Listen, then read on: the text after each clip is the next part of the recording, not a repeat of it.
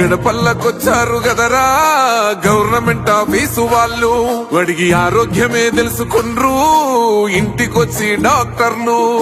శిథిలంగా ఉన్నోరు body మరి అయ్యింది రావది గుడి, గుడి గంట కొట్టకుండా పేదోడి బతుకు వెలిగిపోతుంది గదరా, బతుకు మార్చింది జగనన్నరా. ఏం తక్కువ చేసిండురా రాజన్న కొడుకు, కోరి పథకాన్ని పంపిండురా పేదింటి వరకు.